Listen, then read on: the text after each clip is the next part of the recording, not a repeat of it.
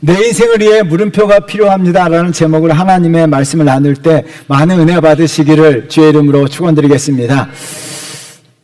9명의 강사를 통해서 인문학 강의를 모아 책으로 펴낸 것이 생각 수업이라고 하는 제목의 책입니다.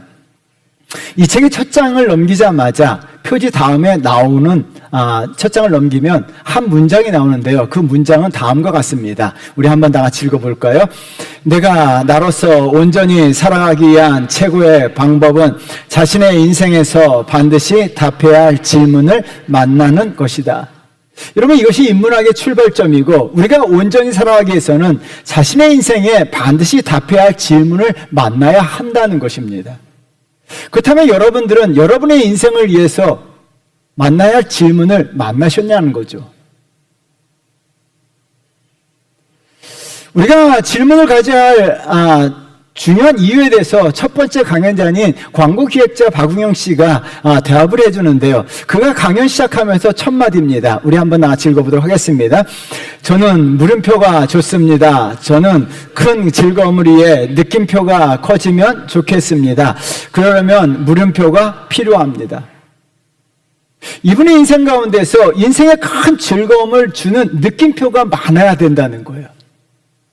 여러분, 우리 인생 가운데 느낌표가 많이 나타나야 된다는데요. 느낌표는 우리가 우리말 사전에 이렇게 나왔어요. 읽어보도록 할까요? 감탄이나 놀람을 문장에 표현할 때 쓰는 문장 부호. 인생의 느낌표가 점점 커진다는 것은 인생에 감탄할 만한 일들, 탐복할 만한 일들, 감동하는 일들, 좋은 일들이 많이 일어날 때 느낌표가 많이 생긴다는 거예요. 그래서 저와 여러분의 인생에 느낌표가 넘쳐야 될 줄 믿습니다. 와! 하는 탄성이 넘치는 이런 느낌표의 삶을 사셔야 돼요. 느낌표가 없는 인생, 늘 마침표만 있는 인생, 점점점만 있는 인생이 아니라 정말 느낌표가 넘쳐야 돼요. 와! 따라하겠습니다. 와! 느낌표가 아니에요. 느낌표, 와, 이거 느낌표가 아니라 뭐예요? 부정문 같아요. 다시 한번 하겠습니다. 와!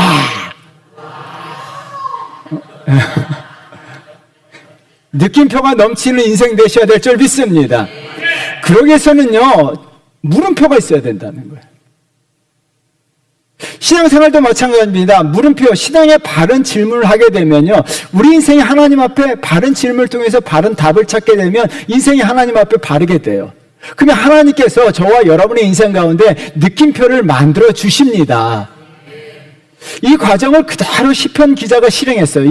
여러분, 그래도 시편 45편 5절 말씀 한번 같이 읽어보도록 하겠습니다. 내 영혼아, 내가 어찌하여 낙심하며 어찌하여 내 속에서 불안해하는가? 너는 하나님께 소망을 두라. 그가 나타나 도심으로 말미암아 내가 여전히 찬송하리로다. 여러분, 이 문장은요, 물음표가 시작됩니다. 내 영혼아, 어찌하여 낭망하고 있는가? 자기 영혼에게, 자신에게 물음표를 던집니다. 너는 어찌하여 낭망하고 있느냐? 너는 어찌하여 낙심하고 있느냐? 너는 어찌하여 불안해하고 있는가? 자신에게 질문을 던집니다. 이 질문을 던지자마자 이 시편 기자가 답을 찾죠. 너의 하나님께 소망을 두라. 질문을 던지고 답을 찾아요. 그래서 어떤 일이 벌어집니까? 하나님께서 느낌표의 인생이 되도록 만들어주세요. 그가 나타나 도우심으로 말미암아, 질문을 던지고 답을 찾음으로 말미암아, 하나님이 나타나 도우심으로 말미암아 시편 기자의 인생에 느낌표를 팍팍 찍어주시는 거예요. 저와 여러분들도 반드시 하나님이 찍어주시는 느낌표가 넘쳐야 될 줄 믿습니다. 하나님의 도우심이 넘쳐야 할 줄 믿습니다. 하나님이 내 인생 가운데 나타나 도우셔야 돼요. 이 돕는 은혜가 나타나셔야 될 줄 믿습니다.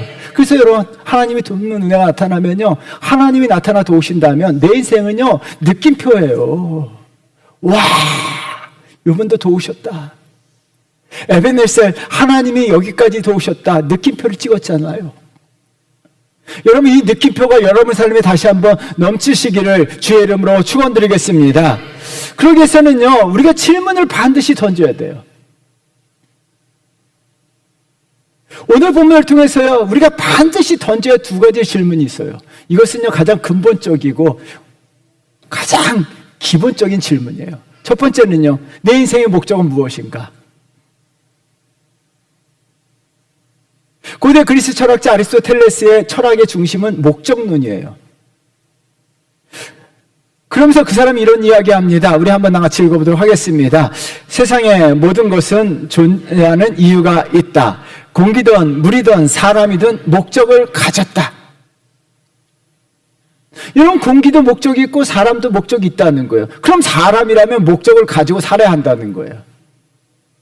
여러분, 사람이라면 목적이 있어야 합니다. 피천득 선생의 수필집에 보니까요, 이런 문장이 나와요. 우리 한번 읽어보도록 할까요? 새색시가 시집 와서 김장 30번만 담그면 할머니가 된다.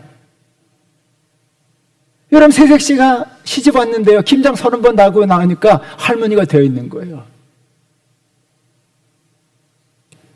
이 글을 읽으면서 참 많은 느낌이 왔어요.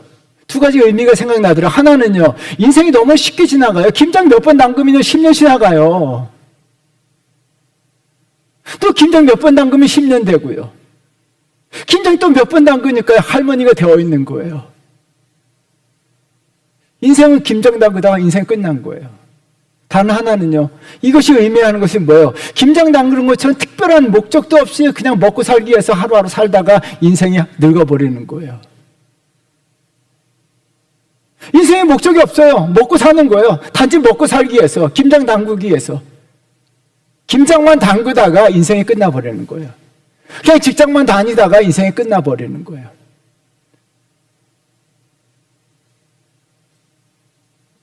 왜 목적 없는 인생을 살아갈까요? 인생의 목적이 무엇인가? 인생의 목적이, 내 인생의 목적이 무엇인가? 그 질문을 던지지 못했기 때문이에요.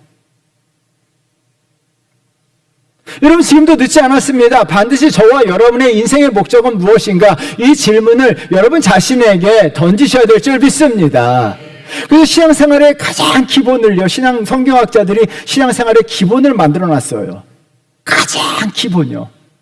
그것을 소유리 문답이라고 하는 것을 통해서 신앙생활의 가장 기본 되는 걸 만들어 놨어요. 그럼 신앙생활의 기본은 뭐예요? 소유리 문답은요, 질문과 답을 통해서 그것을 만들었어요. 그게 제1문이에요. 우리 한번 같이 읽어보도록 할까요? 읽어보도록 하겠습니다. 사람의 제일 되는 목적은 무엇입니까? 답이에요. 읽어보도록 하겠습니다. 사람의 제일 되는 목적은 하나님을 영화롭게 하는 것과 그를 영원토록 즐거워하는 것입니다. 여러분, 사람의 제일 되는 목적은 무엇입니까? 하나님을 영화롭게 하는 것이 저와 여러분들의 인생의 목적이 되어야 합니다. 근데 여러분, 이게 소유리 문답은요, 현재형으로 기록해놨어요. 계속적인 의미가 있다는 거예요. 이것을 잊어버려서는 안 돼요. 계속적으로 하나님을 영화롭게 하는 것이 저와 여러분의 인생의 목적이 되셔야 되는 줄 믿습니다. 또 아리스토텔레스가요, 니코마코스 윤리학이라는 책에서 유명한 명제를 남겨요. 우리 한번 같이 읽어보도록 할까요? 제비의 한 마리가 왔다고 해서 봄이 온 것이 아니다. 여러분, 강남 갔던 제비 한 마리가 휘웅 날아왔다고 해서 봄이 온 것이 아니라는 거예요. 가끔 미친 제비가 일찍 와요. 한 번의 선한 행동으로 인해서 그 사람이 착한 사람이다라고 이야기할 수 없다는 이야기예요. 가끔 보면요, 한 번 착한 행동하는 사람이 있어요. 그 사람이 착한 사람이 아니라는 거예요. 마찬가지입니다. 신앙생활도 마찬가지예요. 내가 하나님 앞에 한 번 예배 드렸다? 내가 하나님의 영광을 위해서 한번 살아갔다? 그렇다고 해서 그 사람이 참된 신앙인이냐? 내가 교회 한번 갔다? 그 사람이 교인이냐는 거죠. 내가 하나님 앞에 참나 진짜 진심으로 딱 한 번 예배 드렸다? 그렇다고 해서 진정한 성도냐는 거죠. 진정한 예배자냐는 거죠. 아니라는 거예요. 한 마리의 제비가 왔다고 봄이 오는 것이 아닌 것처럼 딱 한 번 하나님 앞에 정말 마음을 다해서 드렸다고 해서 진정한 예배자도 아니고 참된 성도도 아니라는 거예요. 무슨 의미예요? 계속적으로 그렇게 해야 된다는 거예요. 가끔 한 번씩.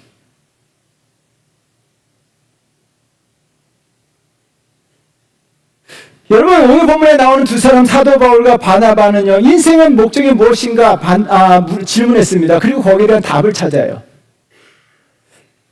그러므로 말미암아 그들은 어떻게 합니까? 하나님을 영화롭게 하는 것을 계속합니다. 여러분 36절 말씀 그래서 시작 읽어보도록 하겠습니다. 읽겠습니다.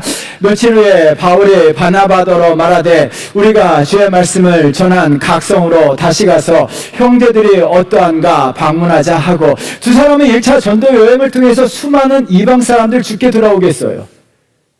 여러분 1차 전도 여행 성과가 대단합니다.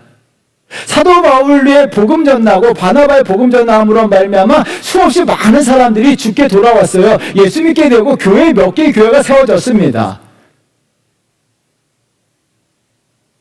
여러분 사도 바울과 바나바는요 만족할 수도 있어요. 그래도 내가 얼마나 많은 사람들을 예수께로 인도했는데, 내가 몇 개의 교회를 세웠는데, 교회를 통해서 하나님께 영광 돌리고 많은 사람을 죽게 돌아오게 함으로 말미암아 하나님을 영화롭게 했는데 이제 그만 아니라는 거예요. 다시 가자는 거예요. 여러분 다시라는 거예요. 다시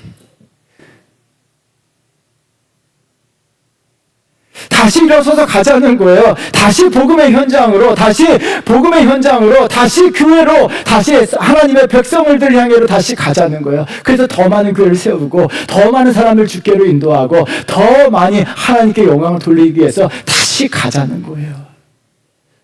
여러분 저와 여러분의 신앙 가운데 반드시 이 다시가 일어나야 될 줄 믿습니다. 어게인이에요. 계속이에요. 다시 일어서야 되는 거예요. 다시 하나님께 영광 돌리기 위해서 그들은 어떻게 합니까? 1차 전도 여행을 통해서 환난을 당하기도 하고 1차 전도 여행을 통해서 박해를 받기도 했고 욕을 먹고 조롱을 먹기도 했습니다. 그럼에도 불구하고 그들은 하나님의 영광을 위한 삶을 포기하지 않아요. 다시 가자는 거예요. 저와 여러분의 신앙은요 이 다시가 반복돼야 될 줄 믿습니다. 여러분 그래서 어떻게 해요? 다시 하나님께 영광 돌리기 위해서 복음의 현장으로 달려가자는 거예요.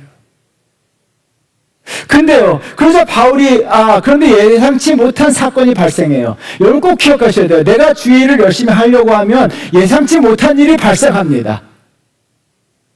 오늘 본문도 마찬가지예요. 바나바와 바울이 주의 복음을 들고 2차 전도 여행을 떠나자라고 하자마자 방해하는 사건들이 퍼져요. 꼭 기억하셔야 돼요.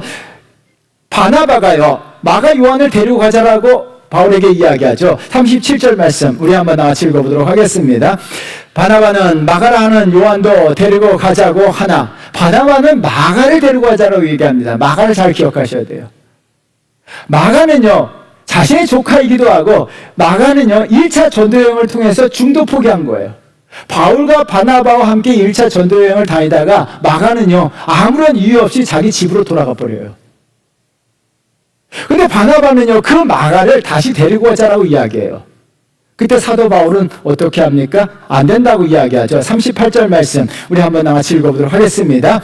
바울은 밤빌리아에서 자기를 떠나 함께 일하러 가지 아니한 자를 데리고 가는 것이 옳지 않다 하여, 바울은 중도 포기자였던 마가를 데리고 가는 것이 옳지 않다라고 이야기합니다. 왜요? 한 번 포기한 사람은 또 포기한다는 거예요. 한 번 배신한 사람은 또 배신한다는 거예요. 여러분 이 논리를 가지고 둘이 다투기 시작하는데요. 사도 바울과 바나바가 다투기 시작해요. 39절 말씀 읽어보도록 하겠습니다. 심히 다투어 피차 갈라서게 되었다. 죄송합니다. 읽겠습니다. 시작. 서로 심히 다투어 피차 갈라서니 바나바는 마가를 데리고 배 타고 구브로로 가고, 두 사람이 심히 다투어 갈라섰다라고 이야기합니다. 여러분 다투었다라고 이야기하는데 여기서 다툼의 문제를 한번 우리가 점검해 볼 필요가 있어요.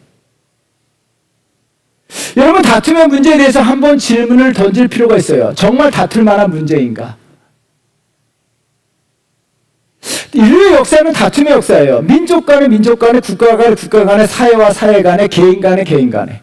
개인의 역사도 마찬가지로 다툼의 역사예요. 여러분 결혼하고 부부 간에 얼마나 많이 다투셨습니까? 여러분 자녀 낳고 나서 그렇게 예쁜 자녀와 얼마나 많이 다투셨어요? 우리가 가장 친한 자녀하고도 다투고 가장 사랑하는 남편과 아내끼리도 서로 다퉈요. 그렇다면 여러분 질문 던져볼게요. 다툴 만한 문제로 다투셨냐는 거예요. 미국에서는 변기뚜껑 신드롬이라고 하는 유명한 말이 있어요. 변기 뚜껑을 왜 올렸느냐? 왜 내렸느냐? 이거 다툼에서 이혼이 80%가 넘었다는 거예요. 우리나라는 치약이죠. 왜 중간에서 짜느냐? 밑에서 짜느냐? 근데 실제적으로 이혼한 부부들의 80%가 아주 사소한 것. 그래서 변기 뚜껑 신드롬이에요.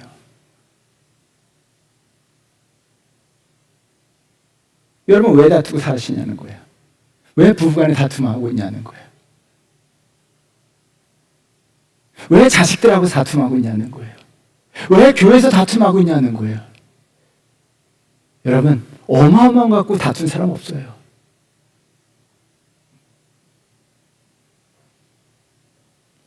근데 여기 중요한 사건이 있습니다. 다툼의 문제가 주의 일을 하다 보니까요, 예상치 못한 다툼의 문제가 발생합니다.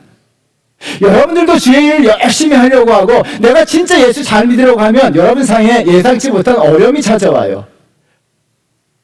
이때 잘하셔야 돼요. 바울과 바나바는요, 두 사람이 다퉈서 갈라섰지만 자신의 인생의 목적이 무엇인가 질문을 던졌기 때문에 그는 다툼으로 인해서 포기하지 않아요. 많은 사람들이 다투고 나면 어떻게 이야기합니까? 그래, 때려친다, 때려쳐. 이 말을 많이 하잖아요. 아, 그래, 간두자, 간도. 부부간에도 그래, 간두자, 간도. 바울과 바나바는 어떻게 합니까? 내 인생의 목적은 무엇인가 질문을 던졌기 때문에 두 사람이 서로 다투어서 갈라섰지만은요, 그 목적은 변하지 않아요. 그래서 그 목적을 향해 나아가죠. 바나바는요, 마가를 데리고 구부러러 가서 복음을 전해요. 반면에 사도 바울을 한번 보도록 하겠습니다. 40절과 41절 말씀 읽어보도록 하겠습니다. 바울은 신라를 택한 후에 형제들에게 주의 은혜에 부탁함을 받고 떠나 수리아와 길리기아로 다니며 교회들을 견고하게 하니라. 바울은 신라를 데리고 수리아와 길리기아로 가서 복음을 전하고 교회와 성도들의 믿음을 굳건하게 했다라고 이야기합니다. 하나님을 영화롭게 하기 위해서 자신의 일을 계속하는 거예요. 여러분, 목적에 대한 질문을 하지 않았더라면 두 사람은요, 때려치웠을 것입니다. 그러나 어떤 상황 속에서도 하나님을 영화롭게 하는 것을 중단하지 않아요. 두 사람이 불화 속에서도요, 불화가 일어납니다. 교회 생활하다 보면 다툼이 일어날 수 있습니다. 그럼에도 불구하고 여러분, 하나님을 영화롭게 하는 것을 중단해서는 안 됩니다. 다툼이 일어날 수밖에 없어요. 부부간에서도요, 다툼이 일어나요. 정말 잘 믿는 부부간에도요, 다툼이 일어나요. 저 목사하고 그렇게 보이지만 집에서 싸워요. 왜요? 다툼이 일어나요. 그런데요, 사도 바울과 바나바는 인생의 목적이 무엇인가?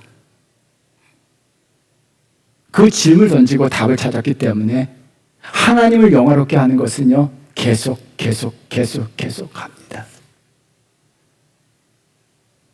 사랑하는 성도 여러분, 우리의 인생의 목적은 무엇인가 반드시 이 질문을 던지셔야 될 줄 믿습니다. 그 질문의 답은 한 가지예요. 저와 여러분은 하나님을 영화롭게 하시는 삶을 사셔야 될 줄 믿습니다. 그 영화롭게 하는 것은 여러 가지 방법이 있어요. 예배도 있고 찬양도 있고 기도도 있고 복음 전도도 있고 헌신하는 것도 있어요. 내가 하나님을 영화롭게 하는 것, 이것은요, 변함이 없어야 돼요. 방해가 있을 수 있어요. 그럼에도 불구하고 인생의 목적을 여러분 발견했다면 정말 중단 없이 멈춤 없이 계속적으로 again 계속적으로 정말 하나님을 영화롭게 하는 거룩한 성도 되셔야 될 줄 믿습니다. 그러자 어떤 일이 벌어져요? 하나님을 영화롭게 하는 성도들은요, 하나님께서 느낌표를 많이 찍어주세요. 그래서 저와 여러분들은 하나님을 영화롭게 함으로 말미암아 저와 여러분의 인생 가운데 하나님의 느낌표가 넘치기를 주의 이름으로 축원드리겠습니다. 두 번째는요, 우리가 던져야 될 중요한 질문이 있어요. 내가 하나님께 쓰임받고 있는가? 따라하겠습니다. 내가 하나님께 쓰임받고 있는가? 독립운동가 이혜영 선생의 다큐멘터리가 있습니다. 그 마지막에 이런 문장이 나와요. 우리 한번 같이 읽어보도록 할까요? 30살 청년 이혜영이 물었다. 한 번의 젊은 나이를 어찌할 것인가? 눈을 감는 순간 66 노인 이혜영이 답했다. 66의 일생으로 답했다. 이혜영 선생은요, 30살이 되었을 때 한 번의 젊은 인생, 내 인생 어떻게 살 것인가? 자기 자신에게 질문을 던졌어요. 내가 정말 어떻게 살 것인가 자기 자신에게 질문을 던졌어요. 그리고 마지막 66 죽음 앞에서 자기의 일생을 통해서 삶을 통해서 답을 했다는 거죠. 여러분 일생으로 답했다라는 문장이 계속 마음에 맴돌았어요. 결국 그 사람은요 일생을 통해서 그 사람이 어떻게 살았는가가 답이에요. 여러분 일생이 여러분들이 어떻게 살았는가예요. 근데 중요한 것은요, 우리가 하나님 앞에 내 일생으로 답하는 날이 온다는 거예요. 그럼 내가 하나님 앞에 섰을 때 내 일생이 하나님 앞에 어떻게 살았냐는 거예요. 여러분 일생을 통해서 하나님 앞에 답을 말씀드려야 되는데, 여러분 일생이 그렇다면 하나님 앞에 어떤 일생을 살으셨냐는 거죠. 하나님 앞에 바른 인생은요, 반드시 하나님 앞에 쓰임받는 인생. 그래서 저와 여러분들은 하나님 앞에 쓰임받는 인생이 되셔야 될 줄 믿습니다. 내 일생을 대답하셔야 돼요. 나는 하나님 앞에 쓰임받는 인생이었다. 따라하겠습니다. 나는 하나님께 쓰임받는 인생이었다. 이것이 여러분의 인생의 답이 되셔야 될 줄 믿습니다. 정말 내가 하나님에게 쓰임받는 인생이었다. 이것이 내 일생의 답이 돼야 돼요. 여러분 마지막 죽음 앞에 섰을 때, 하나님 앞에 섰을 때, 하나님, 나는 하나님께 쓰임받았습니다. 사도 바울과 바나바는요 다투었어요. 아무리 인간적이고 이래야 보이도 나약하고 실수하고 죄를 짓고 죄악된 모성이 불쑥불쑥 튀나올 수밖에 없는 거예요. 그럼에도 불구하고 하나님은요 이 두 사람을 사용하셨다는 거예요. 이런 사람을 통해서 자신의 계획을 이뤄가셨다는 거예요. 여러분 중요합니다. 바울과 바나바는요 완전한 사람이 아니었어요. 여러분 작은 문제 가지고 싸우지 않아도 될 문제 가지고 싸우는 사람들이었어요. 얼마나 형편없는 사람입니까? 얼마나 보잘것없는 사람입니까? 그런데 어떤 일이 벌어집니까? 하나님은요 그 보잘것없는 바울과 바나바를 사용하셔서 하나님의 계획 속에서 그 사람들을 집어넣으시고 그 두 사람을 통해서 하나님의 일을 만들어 가셨다는 거예요. 바울과 바나바가 위대한 사람이 아니에요. 엄청난 사람들이 아니에요. 정말 작은 것 때문에 싸우는 형편없는 사람이에요. 그런데 어떻게 합니까? 그 형편없는 사람을 하나님은 사용하셨다는 거예요. 그래서 40절 41절 말씀 다시 한번 다 읽어보도록 하겠습니다. 바울은 날 택한 후에 형제들에게 주의 은혜에 부탁함을 받고 떠나 수리기아와 길리기아로 다니며 교회들을 견고하게 하니라. 여러분 바울과 실라 또한 바나바와 마가를 통해요 하나님을 이방을 향한 계획을 가지시고 그 계획 속에 이 두 사람을 집어넣어요. 그리고 두 사람을 통해서 이방의 복음을 위해서 크게 사용하세요. 바울과 바나바가요 위대한 사람이라서 아니라는 거예요. 다투잖아요. 못난 사람들이 다퉈요. 찌질이들이 다퉈요. 교회에서도 보면 잘 다툰 사람들 보면 좀 못난 사람들이에요. 좀 인격이 된 사람들은 다툼이 없어요. 바울과 바나바가요 그렇게 훌륭한 사람이 아니에요. 그런데 이 못난 바울과 바나바를요 하나님은 자신의 계획 속에 집어넣으시고 그들을 통해서 이방 민족의 복음화를 큰 일을 행하신다는 거예요. 하나님은요 위대한 사람을 통해서가 아니에요. 보잘것없는 사람들, 평범한 사람들, 나약한 사람들을 통해서 자신의 계획 속에 집어넣으시고 그들을 통해서 큰 일을 행하시는 줄 믿습니다. 그런데요 이 두 사람은요 여러분 하나님께서요 그렇다면 우리가 하나님께 쓰임받고 있는가 질문 던지신다면 그렇다면 어떻게 하나님께 쓰임받고 있는가를 다음 질문으로 넘어가야 돼요. 왜 하나님은요 보잘것없는 바나바와 바울을 사용하셨냐는 거예요. 분당 우리 교회 이찬수 목사님이 이런 말씀하셨어요. 우리 한번 다 같이 읽어보도록 하겠습니다. 너무 좋아요. 이 말씀 읽겠습니다. 인생은 두 종류. 그 다음이요. 읽겠습니다. 인생은 하나님께 쓰임받기 어떻게 하는가 읽어보도록 하겠습니다. 인생은 두 종류, 생존을 위해 사는 인생, 다른 하나는 사명을 따는 사는 인생이 있다. 여러분 이 문장을 꼭 기억하셔야 돼요. 생존을 위해 살아가는 사람도 있고 사명을 따라 사는 사람도 있다는 거예요. 신앙생활도 생존을 위해서 하시는 분들이 있어요. 잘 살기 위해서, 건강하기 위해서, 형통하기 위해서, 부자 되기 위해서, 먹고 살기 위해서. 정말 생존을 위해서 신앙생활 하시는 분도 있다는 거예요. 근데 여러분, 신앙의 초보 때는 생존을 위해서 신앙생활 하셔도 돼요. 정말 하늘의 복을 받기 위해서, 하나님께서 질병을 치유해 주시기 위해서, 또한 잘됨이 역사 일어나기 위해서, 자녀들이 복을 받게 하기 위해서 생존을 위해서 신앙생활 하셔도 돼요. 그러나요, 거기서 멈춰서는 안 돼요. 사명을 위해서 따라 사는 성도가 되셔야 될 줄 믿습니다. 왜 이것이 중요한가요? 그 이유에 대해서 설명하고 있는데요. 우리 한번 크게 읽어보도록 하겠습니다. 생존을 위해 안주하는 인생은 그때부터 인생은 끝장이다. 사명을 위해 몸부림치는 인생이 되어야 한다. 여러분, 생존을 위해 안주하는 인생은요, 그때부터 인생이 끝장이라는 거예요. 정말 먹고 살기 위해서. 그럼 먹고 살고 나면 어떻게 됩니까? 먹고 살기 난 날부터는요, 신앙생활에 갈급함이 없어요. 왜요? 지금까지 생존을 위해서 신앙생활을 했습니다. 예수 믿었습니다. 이제 먹고 살만 하니까 어떻게 합니까? 그걸 다 떠나요. 먹고 살만 하면 왜 신앙에 갈급함이 없냐는 거예요. 먹고 살만 하면 왜 기도해도 간절함이 없냐는 거예요. 먹고 살만 하면요, 예배 태도가 달라져요.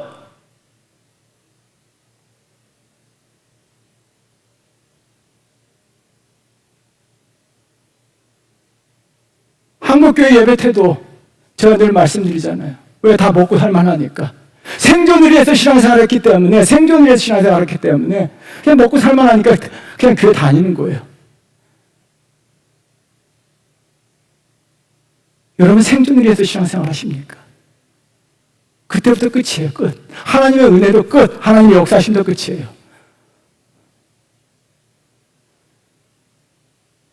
진짜 그리스도인이라면요, 정말 여러분들이 진짜 그리스도인이라면요, 사명을 위해 몸부림침이 있어야 돼요. 더 이상 생존을 위한 몸부림이 아니라 사명을 위한 몸부림이 있으셔야 될 줄 믿습니다. 여러분, 사명을 위한 몸부림이 있어야 돼요. 두 사람은요, 바나바와 바울은요, 의견이 달랐어요. 볼품없는 사람들이에요. 찌질이같이 두 사람이 다투고 싸우고 힘이 갈라졌습니다. 그럼에도 불구하고요, 왜 하나님은요, 바나바와 바울을 사용하셨을까요? 왜요? 이 두 사람은요, 비록 싸웠지만은 이 두 사람에게 있는 것이요, 사명에 대한 몸부림이 있었어요. 사명에 대한 몸부림이 있었어요. 비록 인간적으로 찌질에 불과할 수도 있어요. 정말 작은 문제 갖고 싸웠어요. 그런데 이 두 사람은요, 이 심장 가운데 사명에 대한 몸부림이 있었어요. 사명에 대한 몸부림이었어요. 바나바의 사명이 있었어요. 사람을 세우는 사명이에요. 여러분, 사도행전 4장 36절 말씀 우리 한번 나같이 읽어보도록 하겠습니다. 구브로에서 난 레이족 사람이 있으니 이름은 요셉이라. 사도들이 일컬어 바나바라. 번역하면 이로의 아들이라. 바나바는 분명히 요셉이었지만 사도들이 이로의 사람이다라고 하면서 바나바를 세웠어요. 너를 통해서 사람이 세워지길 바란 거예요.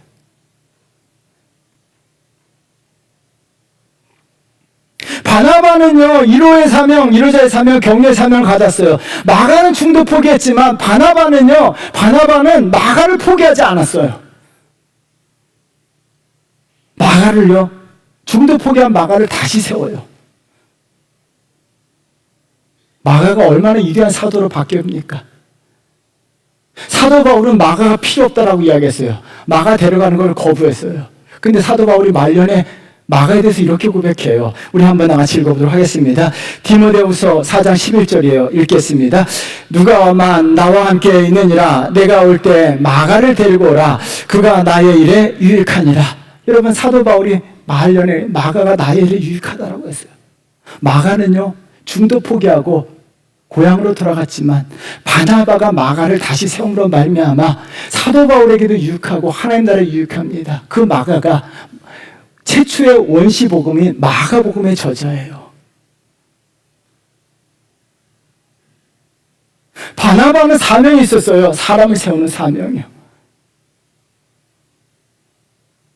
그 사명에 몸부림쳤기 때문에 바나바를 통해서 많은 사람들이 세워지는 역사가 일어났습니다. 저와 여러분들도 이런 바나바 같은 자가 교회에 넘쳐날 줄 믿습니다. 사람을 세우는 사람이요. 사람을 세웠어요. 복음으로 말씀으로 다시 세웠어요. 그래서 여러분, 바나바, 교회는 바나바들이 넘쳐야 돼요. 바나바의 사명을 가진 자들이 넘침으로 말미암아 중도 포기한 자들, 넘어진 자, 쓰러진 자 다시 세우는 바나바 같은, 바나바는요 그 사명에 몸부림쳤어요. 그래서 어떻게 합니까? 사울도 사도 바울이 된 것도 바나바 때문이에요. 바나바가 세웠잖아요. 마가도 마찬가지고, 가는 교회마다 정말 힘들어하는 성도들 세웠다는 거예요.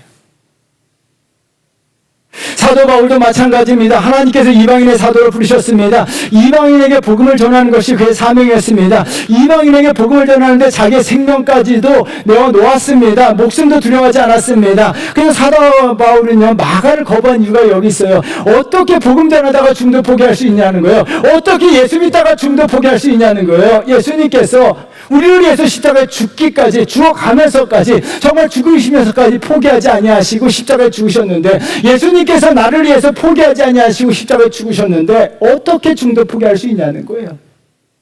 사도 바울은 이해할 수가 없는 거예요. 어떻게 예수 믿다가 그만두고 있냐는 거예요. 어떻게 예수를 대충 믿을 수 있냐는 거예요. 예수님은요, 자기의 목숨을 내어놓고 우리를 구원해 주셨는데 어떻게 우리가 중도 포기하냐는 거예요. 어떻게 신앙생활에 중도하다 마냐는 거예요. 사도 바울은요, 자기의 목숨을 내어놔요. 목숨을 내어놓고 자기 사명 감당해요. 자기 사명 감당하는데 몸부림쳐요. 사도 바울은 멈춤이 없어요.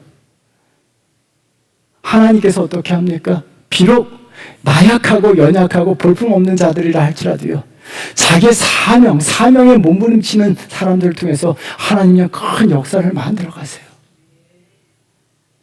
사명의 몸부림차를 통해서 하나님 큰 역사를 만들어 가시는 줄 믿습니다. 여러분, 제가 개척교회 하면서부터 늘 마음에 두고 있던 말씀이에요. 이사야 60장 22절 말씀이에요. 우리 한번 다 같이 읽어보도록 하겠습니다. 그 작은 자가 천명을 이루겠고 그 약한 자가 강국을 이룰 것이라. 때가 되면 나 여호와가 속히 이루리라. 작은 자가 천명을 이룬다라고 이야기합니다. 약한 자가 강국을 이룬다라고 이야기합니다. 여러분, 이 문장 자체가 인간 사회에서는 이해가 되지 않는 문장이에요. 어떻게 이것이 가능하냐는 거예요. 어떻게 작은 자들이 천명을 이루고 약한 자가 강국을 이루냐는 거예요. 여러분, 그러나요, 하나님 앞에서 은혜를 경험하고 하나님께 쓰임받고자 몸부림치는 사람들, 하나님의 사명에 몸부림치는 자를 통해서 하나님은 그 사람들이 비록 약하다 할지라도요, 그 사람이 작은 자라 할지라도요, 하나님은 그 작은 자를 통해서, 그 연약한 자를 통해서 강국을 만들어 가시는 줄 믿습니다. 그렇다면 내가 하나님의 쓰임받기 위해서 몸부림치셔야 돼요. 내가 신앙생활 한다는 것은요, 정말 하나님에게 쓰임받기 위해서 몸부림쳐야 돼요. 하나님의 쓰임받지 못하고 그냥 교회만 다니는 거, 하나님 앞에 섰을 때 일생으로 여러분 어떻게 답하겠냐는 거예요. 하나님, 나 교회 다녔어요. 교회 다니면서 뭐 했는데? 예배 시간 그냥 앉아 있었는데요. 여러분, 왜 하나님 앞에서 우리가 일생으로 답할 때가 있어요? 생존을 위해서 신앙생활 하셨더라면 이제 그만 멈추세요. 생존을 위해서 신앙생활 하다 보면, 생존이 되면요, 먹고 살만하면요, 여유가 있으면요, 마음에 간절함이 없어요. 뜨거움이 없어요. 예배에 대한 뜨거움 없어요. 먹고 살만하니까. 기도에 대한 간절함이 없어요. 기도 안 해도 먹고 사는데.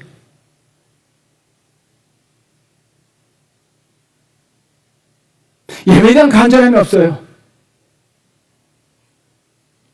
사명에 정말 우리가 하나님 앞에 일생을 답한다면, 여러분, 내 사명이 크고 작고 중요한 게 아니에요. 내 사명이 무엇인가를 깨닫고 내가 하나님에게 쓰임받고 있는가, 사명에 몸부림친다면 하나님께서 저와 여러분들을 통해서, 작은 자를 통해서 강국을 이루시는 그 하나님의 역사가 우리 삶에 나타날 줄 믿습니다. 우리 작은 자에 불과해요. 연약하에 불과합니다. 그런데 하나님은요, 그 작고 연약한 자를요, 자신의 계획 속에 불러들이세요. 그리고 그 사람을 통해서 큰 일을 만들어 가세요. 여러분, 사도 바울과 바나바 둘이 싸웠어요. 그 정도로 인간적으로 약한 사람들이에요.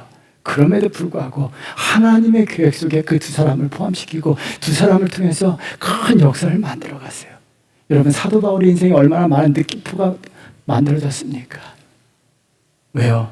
바나바, 바울은요, 사명에 대한 몸부림이 있었어요. 이런 몸부림이 저와 여러분에게 나타나야 될 줄 믿습니다.